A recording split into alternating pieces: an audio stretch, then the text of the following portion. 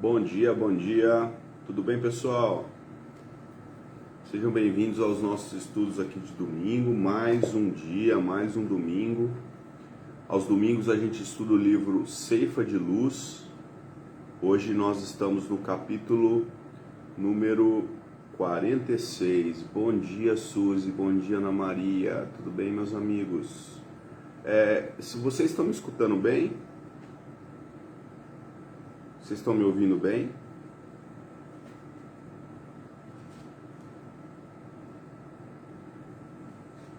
Sim?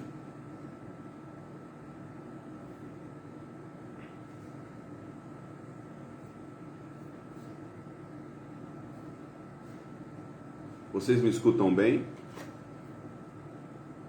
Obrigado. Então vamos lá, vamos começar com a nossa prece. Pedindo a Jesus, ao Mestre de Amor, que nos ampare, que nos guarde, que nos ilumine através do seu amor, que possamos caminhar com mais coragem, que possamos seguir a nossa trilha de uma forma mais destemida, com bastante carinho, com bastante amor, transformando-nos em pessoas melhores a cada dia, olhando pelo próximo,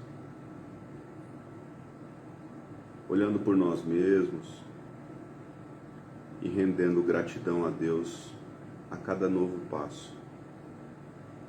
Senhor, não nos desampare nessa hora grave. Obrigado por tudo, que assim seja. Vamos lá, meus amigos. Oi, Joyce. Está cortando um pouco. É o som, Ana?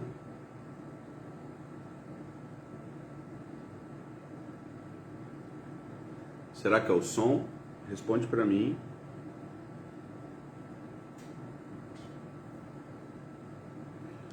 Eu fiquei em dúvida desse microfone hoje.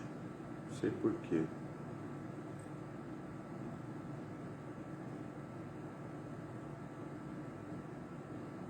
Ah, é? Bom, eu vou tentar mais um pouco, tá? Se ficar ruim, eu tiro o microfone e a gente faz sem. Tá bom? Vocês vão me falando.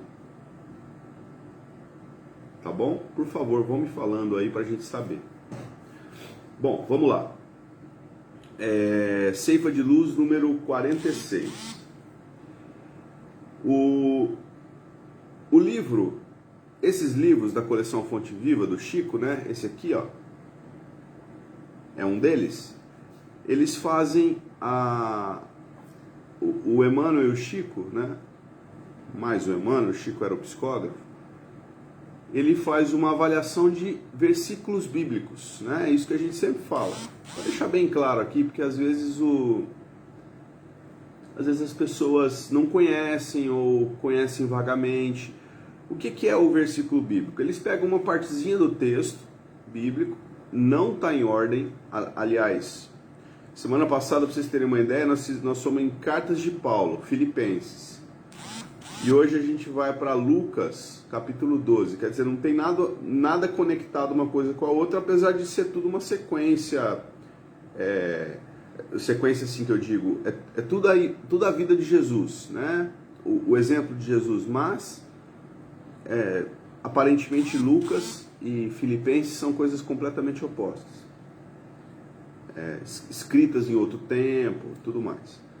Mas então, o Emmanuel foi lá hoje e fez uma avaliação, por nosso estudo de hoje, fez uma avaliação do versículo 12, do capítulo 12, versículo 20 do Evangelho de Lucas. É uma passagem muito conhecida, tá? Essa passagem, inclusive, está no nosso Evangelho segundo o Espiritismo. É uma passagem que diz o seguinte: louco, esta noite te pedirão a tua alma, e o que tens preparado para quem será? Isso é uma passagem de Jesus, ele mesmo disse. Então tá lá: louco, esta noite te pedirão a tua alma, e o que tens preparado para quem será. Bom, o título da lição de hoje é Caso Grave. O Emmanuel sempre trabalha muito a questão do psiquismo, né? Nada extremamente profundo, mas nada do que fuja das nossas ações. Então, assim, é o que nós pensamos e é o que nós colocamos em prática. Ele sempre analisa isso, né? Sem apontar dedos, sem ser pessoal, né? Ele não é personalista, né? Ele não fala de alguém, ele fala de um aspecto, né? E o aspecto sempre nos chama atenção, porque essa é a intenção. A intenção é que nós percebamos qual é o aspecto que ele está abordando, né? Do psiquismo, do comportamento humano, e o que nós podemos melhorar em nós mesmos, né? Sempre em nós. Bom, essa passagem de Jesus, ela está no finalzinho de uma parábola contada por ele mesmo, Jesus, no Evangelho de Lucas, capítulo 12, que é a parábola do homem rico. Tá? Aí o finalzinho é essa passagem. Louco, essa noite ainda te pedirão sua alma. Né? É exatamente isso. Tá? Nós vamos falar desse momento que Jesus conta essa passagem. Primeiro a gente vai no versículo em grego. No versículo em grego está muito parecido, né?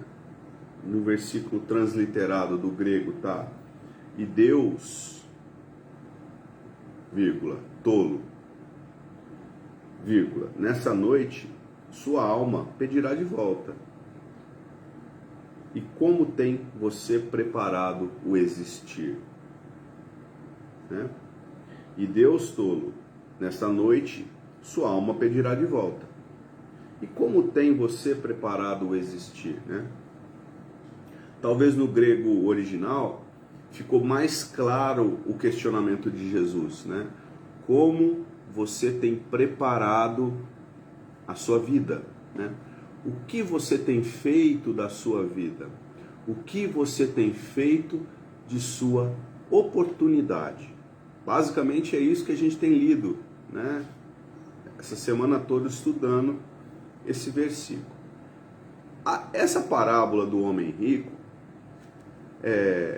ela é diferente das parábolas mais conhecidas, né, de Jesus. Por que ela é diferente? Jesus, quando contava uma parábola, pelo menos as parábolas mais,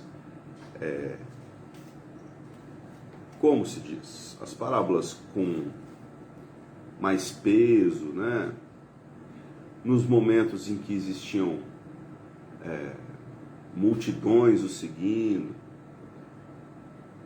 Jesus contava uma parábola recheada de metáforas, porque cada um dos agrupamentos da multidão que o seguia compreendia um aspecto do que ele estava falando, ou às vezes nada. Então ele usava a figura de linguagem, as metáforas, para que, se o bom estudante fizesse a reflexão pós-conversa com Jesus, ele evidenciaria os pontos importantes, as questões necessárias, né, para serem trabalhadas nele mesmo.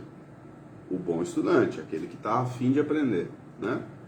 Não é aquele que senta no fundão da sala, é o que fica mais próximo ali do professor. Aquele que está com vontade. Porque nós entendemos que, inclusive em doutrina espírita, é assim que funciona. Ninguém vai fazer por você, né? Mas todos os instrumentos ficam na tua volta. Os instrumentos para a nossa mudança moral, para a nossa mudança de comportamento, para nosso evidenciamento dentro dessa condição de criatura, eles estão à disposição, né? livros e mais livros, palestras e mais palestras, casas espíritas, convívios. Kardec deixou uma obra vastíssima. Então tá tudo aí, né? A gente pode aproveitar ou não para melhorar o nosso dia a dia. Sempre assim, né? Nada muito longe, nada de prateleira. Apesar de serem livros, mas não é para ficar mofando na prateleira, é para serem usados. Então Jesus oferecia as parábolas nesse aspecto. Algumas, poucas, eram muito simples, não tinham interpretações, como por exemplo a parábola do homem rico, que é a parábola de hoje. Não tem interpretação. Não tem interpretação, tá? A parábola, por exemplo, o filho pródigo, que é uma parábola muito conhecida, né? Quando o filho volta para casa. A festa nupcial, nós temos o joio no meio do trigo, né? Temos o semeador, que é a parábola mais conhecida de Jesus, né? Temos várias parábolas, a parábola dos talentos, o grão de mostarda, todas elas são parábolas contadas por Jesus em algum momento da sua trajetória. Elas tinham muito desse quesito que a gente acabou de falar, que é o posicionamento de Jesus para que os estudantes fizessem as reflexões pós-parábola, né? Tanto que nós estudamos essas parábolas até hoje. Eu já vi no Facebook aqui algumas casas co-irmãs aqui em Ribeirão que tem semanalmente estudos das parábolas de Jesus. Então, assim, o próprio livro dos Espíritos, o Evangelho segundo o Espiritismo, tem várias dessas parábolas lá. Kardec faz estudos belíssimos de cada uma delas. Então, assim, 2000 anos depois, a gente continua estudando as parábolas de Jesus e tirando pérolas dela. A parábola do homem rico, ela é muito direta, não tem o que interpretar. Diz assim, com licença para eu ler. Disse-lhe, então, alguém no meio do povo. Alguém chegou e perguntou para Jesus: Mestre, diz ao meu irmão que reparta comigo a herança. Jesus respondeu-lhe: Meu amigo, quem me constitui juiz ou árbitro entre vós? Então, uma primeira discussão, né? Aqui cabe uma ressalva. A herança na época de Jesus não é como era a herança, como a gente enxerga a herança hoje aqui entre os brasileiros, no Brasil. O pai e a mãe, os genitores, tinham uma casinha lá onde eles moravam, tá? Eles tinham 3 filhos. Supostamente, uma questão só para a gente levantar aqui para ficar bem entendido. O pai e a mãe desencarnam, aquela herança, aquela casinha, ela passa a pertencer aos 3 filhos da terra, certo? É assim que funciona. Então os 3 filhos vão ver o que eles vão fazer com aquele espólio dos pais, dividido igualmente perante a lei. Aí depois o que vão fazer eu não sei. Na época de Jesus, na Palestina, não era assim, não tinha divisão. O mais velho, o homem mais velho, o filho homem mais velho é que ficava com a herança.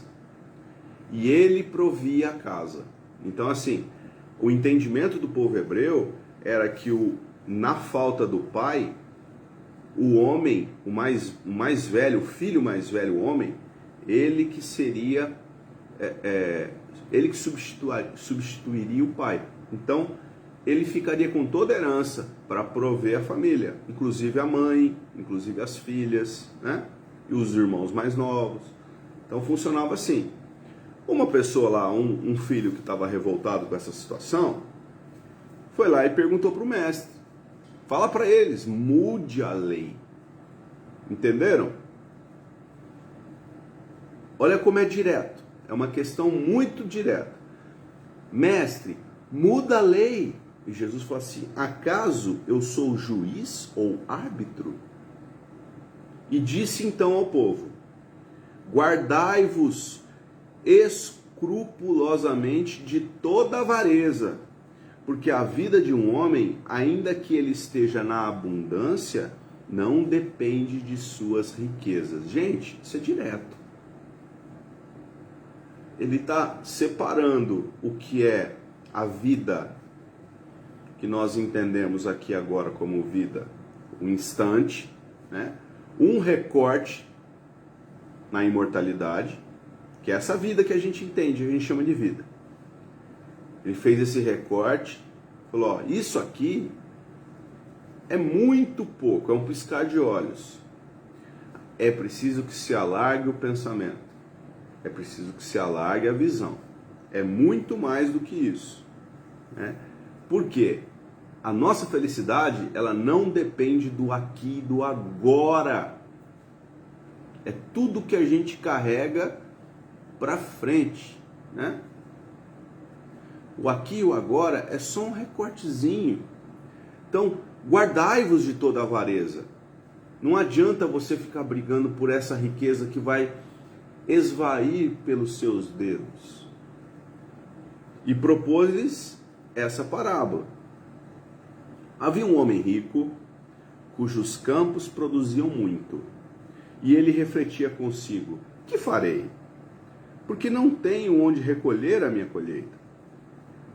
Disse ele então, farei o seguinte, derrubarei os meus celeiros e construirei novos, maiores. Neles recolherei toda a minha colheita e os meus bens. E direi à minha alma, ó minha alma, tens muitos bens em depósito para muitíssimos anos. Descansa, come, bebe e regala-te. Deus, porém, lhe disse, insensato, essa noite ainda exigirão de ti tua alma, e as coisas que ajuntastes, de quem serão? Assim acontece ao homem que entesoura para si mesmo e não é rico para Deus. Assim acontece ao homem que entesoura para si mesmo e não é rico para Deus. Tem alguma metáfora escondida nessa parábola, amigos? É uma pergunta que eu faço. Tem? Ou ela é direta?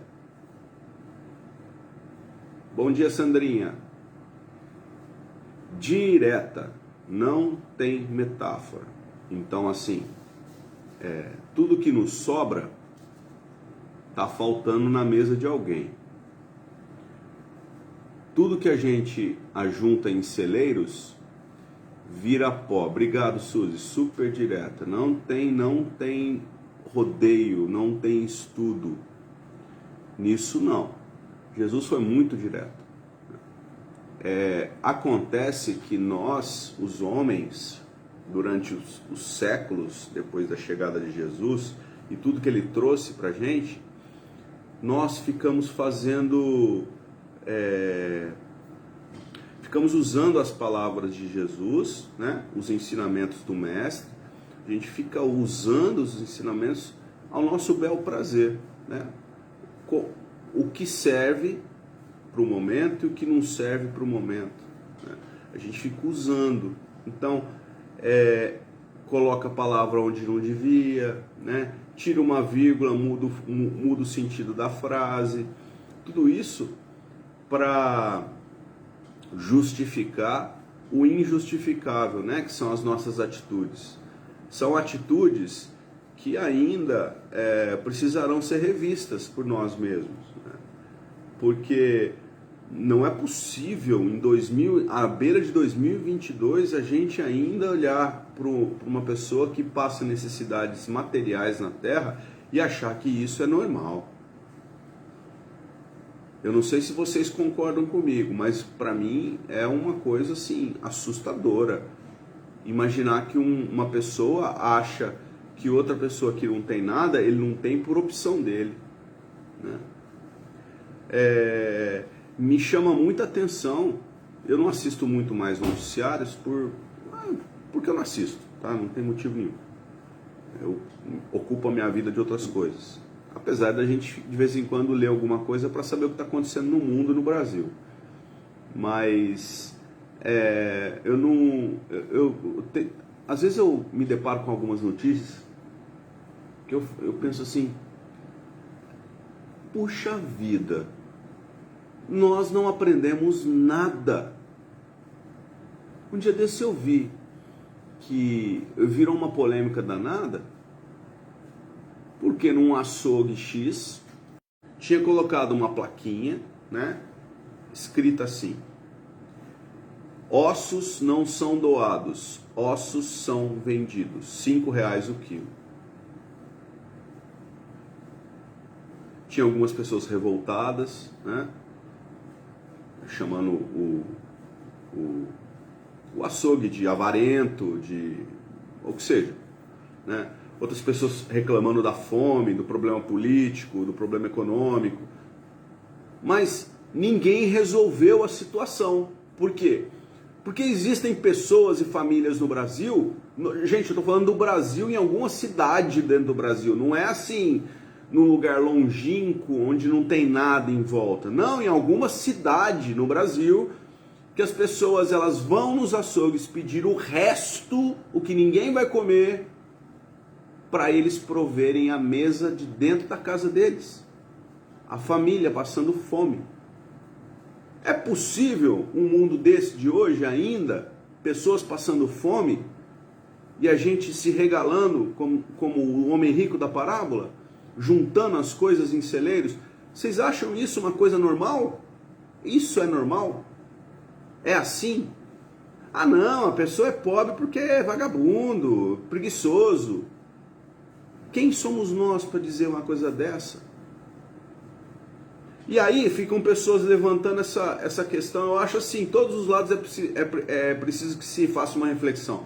Existem pessoas que ficam assim, esbravejando na mídia, mas não levantam um pé para fazer nada. Nem nada. O dono do açougue também. Puxa vida, colocar uma placa dessa lá, ele não precisa ficar falando isso para ninguém. Ó, não quero que me incomode mais aqui, eu quero vender meu produto. Tá bom, é digno. Mas não precisava ficar fazendo isso e virar essa polêmica também. Então assim, eu fico estúpido, sabe? Eu fico assim, sem chão na hora que eu vejo uma coisa dessa. Eu falo, meu Deus. E as pessoas achando normal. Os nossos políticos, os nossos mandatários, achando que isso é normal, passageiro, vai acabar, né? Vai passar, um dia passa. E a gente não faz nada. A gente não faz nada. Então assim, gente, a parábola de Jesus, a parábola do homem rico, é direta. Nós responderemos por tudo que nós estamos fazendo hoje. Inclusive a nossa indiferença para com o próximo que não tem nada dentro de casa. Não tem nada. Mas não é uma pessoa lá no Oriente Médio que está passando fome, é aqui na nossa cidade. Se você andar pelas esquinas da nossa cidade aqui em Ribeirão Preto, nós vamos achar muitas pessoas nessa condição. Agora, não fazer nada é a atitude do homem rico da parábola, juntando dentro de celeiro, não é? Então, pensemos assim, né, a respeito disso. Uma outra parábola, também contada por Jesus, que está no Evangelho segundo o Espiritismo, que é a parábola do rico avarento e o pobre Lázaro. É uma parábola conhecida também, só que essa já tem muitas nuances diferentes, né? Em que Jesus utiliza a metáfora para falar de algumas situações vibracionais, algumas situações emocionais, algumas situações de cunho mais psicológicos, né? Jesus era um educador, é um educador, né? Que essa parábola, rapidinho, só para a gente só relembrar, existia um homem rico, né? Gozador, tinha uma vida abundante, e um pobre mendigo, que era o pobre Lázaro, que vivia na frente da casa, né? Da casa do homem rico. E esse Lázaro era assim, até os cachorros lambiam, isso está na parábola, até os cachorros lambiam suas feridas de tão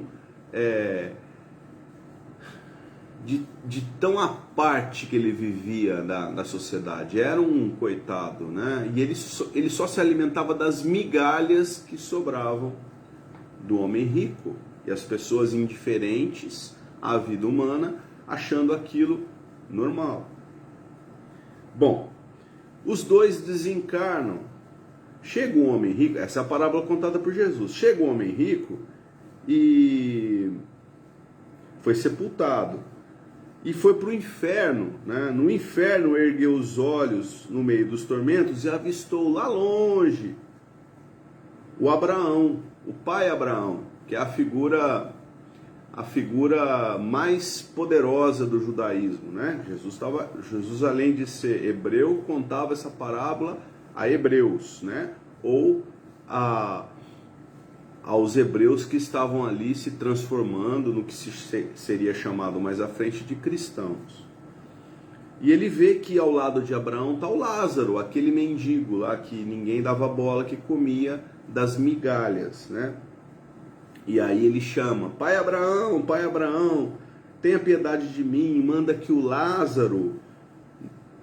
Lázaro aqui para molhar na água a ponta dos dedos e para refrigerar minha língua, porque tenho sede e sofro tormentos, né? Estou passando muitas dificuldades. E aí Abraão diz para ele: lembra-te, meu filho, que passaste bem durante a vida, enquanto Lázaro passaste mal. Agora é ele consolado aqui e tu atormentados aí. Além disso, medeia entre nós e vós um grande abismo, né? De maneira que ninguém pode passar daqui para aí, nem daí para cá, ainda que quisesse. Rogo-te, Pai. Aí, bom, essa é a história, tá, gente? Essa é a parábola, só para a gente não se alongar muito. Tem duas questões que nos chamam a atenção, que cabe aqui no nosso estudo de hoje. Além de ser uma parábola co-irmã, né? Apesar de terem aspectos metafóricos nessa do rico avarento, né? Diferente do homem rico que a gente contou até agora, que é muito direta. Então, assim, o Lázaro, ele estava vivendo num outro lugar, né? Apesar de dar para ver, era uma vibração diferente. Tanto que havia um abismo entre eles. Esse abismo é um abismo vibracional, né? Jesus estava falando de diferenças de vibração. Quer dizer que aquele homem que passa necessidades, ele vive muito mais próximos à boa espiritualidade do que o outro? Não é isso que nós estamos dizendo. Nós estamos falando de um homem conformado com uma situação, né, que era o Lázaro, porque em nenhum momento ele é tido aqui como um homem violento, né, que persegue ou que é inconformado com as condições de vida que ele tem, né? Nós não temos isso escrito na parábola, mas nós temos uma continuidade de uma situação do plano encarnado para o plano desencarnado do homem, do avarento. Percebam, ele não se arrepende da condição egoísta dele. Ele continua sendo egoísta, mesmo depois da desencarnação, mesmo estando vibracionalmente no inferno, apesar do inferno ser uma condição psicológica, né? Mental, criada pelas criaturas mentalmente. As almas têm esse poder, né, de criar. Não é um lugar, não é um espaço físico. Bom, como o céu não é um espaço físico. Então, ele vivia um inferno e mesmo assim não se arrependeu, tanto que ele pede para Abraão mandar Lázaro molhar sua língua, porque ele estava morrendo de sede. Ou seja, ele não disse que ele se arrependeu. Ele não pediu para mudar de lugar. Entenderam? Então tem esse aspecto, né? Humberto Roden, que a gente gosta muito, um filósofo brasileiro, já desencarnado há bastante tempo, comenta essa parábola. E ele coloca um aspecto bastante importante, confirmando o que a gente falou do abismo. Ele diz que o abismo cavado pelo próprio rico, egoísta, continua sendo egoísta após a morte. É o próprio livre-arbítrio que os distancia. Então, ele continua fazendo as mesmas escolhas que ele fazia na terra. Somente um novo compreender, um novo querer, um novo viver poderia redimir o homem. A parábola fala do abismo entre o livremente convertido e o livremente pecador. O homem é criador do céu ou do seu próprio inferno. Então, essa parábola não explica a parábola do homem rico, porque a parábola do homem rico não precisa de explicação, ela é direta. Mas ela traz um novo componente para a gente, que é essa questão vibracional. Quando nós não compreendemos e não queremos viver uma situação diferente, nada acontece. A gente continua vibrando na mesma faixa. Só que essa faixa nos afastam de faixas superiores, de momentos mais felizes, de convívios mais felizes, porque a gente vive embotado numa ilha egoística, né? Ladeado por um mar que nos separa do bem. A gente até está olhando, mas a gente não consegue chegar, é impossível transpor. Então, através das nossas escolhas, das melhores escolhas, nós podemos lidar com as nossas riquezas de uma forma diferente. Essa é a proposta do dia de hoje. Avaliar o quão somos ricos, o quão podemos, e muitas vezes a gente deixa de fazer, a gente deixa de ajudar, achando que a gente precisa ajuntar em silos, né? Celeiros, toda a nossa produção. E nós não estamos falando de dinheiro, tá? Não é uma questão monetária somente, é uma questão de atitude. Porque muitas pessoas que passam dificuldades financeiras, elas não estão nos pedindo apoio financeiro. Muitas vezes elas estão nos pedindo um apoio de um abraço, né? De um carinho, de um respeito. Às vezes o financeiro é muito pouco, muito menos do que a gente imagina. Vamos ler o que o Emmanuel contou pra gente aqui, porque eu nem comecei a ler ainda e já estamos no final. Caso grave.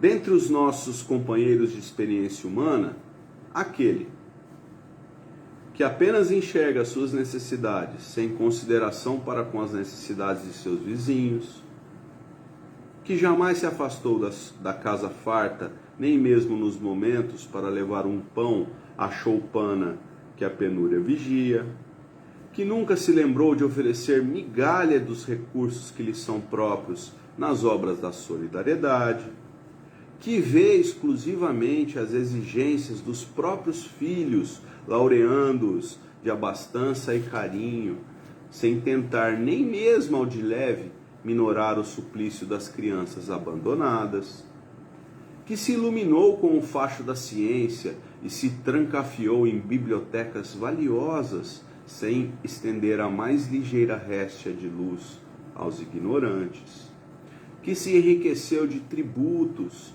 afetivos no lar tranquilo, sem acender em tempo algum o menor raio de esperança ou de alegria para a viuveza em desamparo, que unicamente sabe desfrutar vantagens pessoais sem alongar braço amigo na direção dos que anseiam por singela oportunidade, das muitas oportunidades de elevação e progresso que lhe favoreceram a vida, que vai existência afora no carro da saúde física, cerrando os ouvidos para não escutar o choro e a súplica dos doentes que lhe rogam proteção e consolo. De todos os irmãos prejudicados pelo egoísmo, um caso dos mais graves é o dos que mais carecem de piedade, com direito a ser internado com urgência em nosso pronto-socorro da oração. Então, o Emmanuel inverte completamente o ponto de vista, né? A gente achou que ele ia dar uma chamada, né, no avarento, né, no homem rico e indiferente, e ele faz o contrário. Ele chama aos despertos, ele chama aqueles homens que já entenderam e não são os loucos do versículo, a orarem por esses irmãos, porque a tomada de consciência vai ser difícil, vai ser dura. Eu fico pensando, quanto nós podemos ajudar a gente? O quanto, sabe?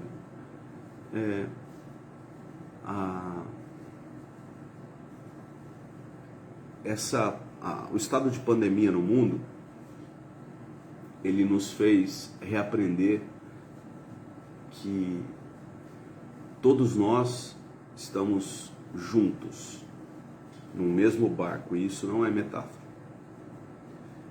Se a atitude do próximo for diferente da sua, todos sofrerão. Então, para mim, o grande ensinamento dessa doença, dessa pandemia mundial,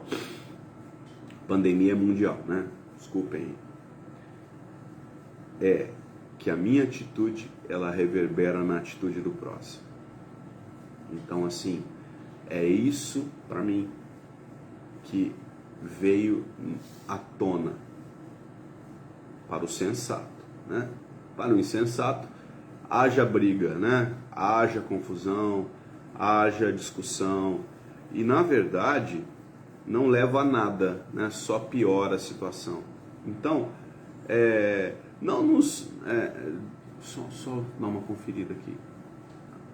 Então não nos apeguemos às coisas pequenas e vamos arregaçando as mangas, né? Tem muito o que fazer, tá? Tem muito o que fazer. Peço licença para vocês mais um minutinho para ler ou contar para vocês o capítulo 1 do livro Coincidências da Vida, psicografia nossa, do irmão Hilário Silva. Basta querer. É bem isso, sabe? Quando a gente estava fazendo o estudo de hoje, durante a semana, o basta querer do Hilário veio assim muito forte pra gente. Então, eu acho que cabe aqui, né? Conta a história do Agenor e da família dele. O Agenor estava esperando a chuva, era um agricultor, né? A época da chuva para plantar. Foram muitos meses de expectativa, porque normalmente o período de chuva é sazonal, né? Nos países temperados, principalmente. E ele estava esperando, estava muito preocupado, né? E ele plantara naquele ano milho. Milho era a riqueza dos grãos dourados, né? Isso conta Humberto Campos. E choveu, a umidade foi perfeita naquele ano, né? E a gente sabe que a chuva, a umidade, ela advém de Deus, né? Sempre, de Deus, não o homem Deus, né? Não existe isso, mas da conformação das leis de Deus, né? Vem de Deus. Então veio na medida certa, qualidade boa. Então a lavoura dele bombou, deu muito, né? Ele estava muito agradecido a Deus, né? Muito agradecido ao Senhor, agradecendo a Jesus. E ele contava essas coisas para a família, tão radiante, deu tudo certo, né? Chuva de bênçãos. Naquela mesma noite em que eles colheram e guardaram o alimento no silo, lá no celeiro, quando dormiu o sono dos justos, recebeu uma visita bastante importante. Um homem adulto, aparentando 30 anos, de vestes brancas e longas, sandálias surradas, cabelos anelados tocando os ombros e olhar doce e resignado, veio ao seu encontro no paiol de seu pequeno sítio. Então, o Agenor estava desdobrado do corpo físico e se encontrou com esse homem, lá no paiol, né? Diante da produção. Agenor, bendito seja o Senhor das estrelas que permite a vida em toda parte.